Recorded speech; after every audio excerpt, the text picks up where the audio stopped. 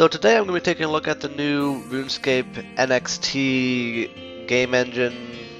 It came out yesterday, so it's been about 24 hours now. I just got a chance to start playing it a little bit earlier today, and we've seen screenshots and images of what the world's going to look like in the view distance and the water, which looks pretty good.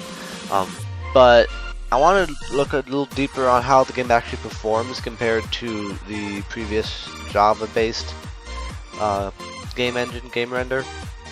So to get started off real quick, my system specs, they're kind of weird, but it's a pre-built customized HP. It's a Core i7 3820 quad-core processor with 3.6 GHz speed.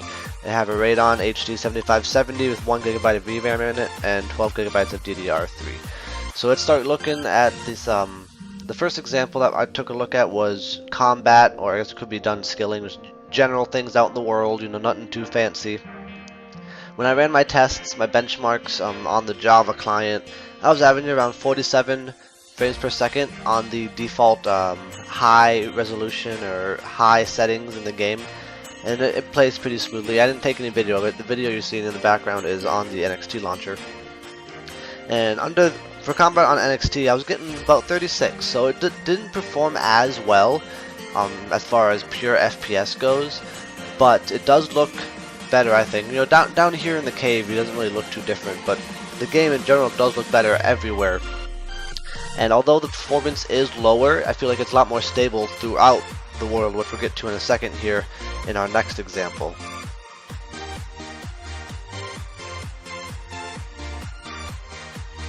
Alright, so the next thing I wanted to really look at was how well the new NXT engine would handle a very populated area like the World 2 GE or Birthright Bank area.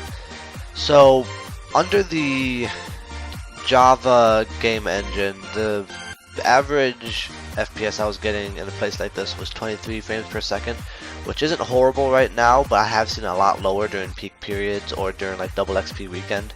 And with the NXT launcher, we're actually getting 38 frames per second, which is better. I was expecting it to be slightly lower, especially after seeing the difference in combat, where the overall frames per second were on the lower side compared to Java.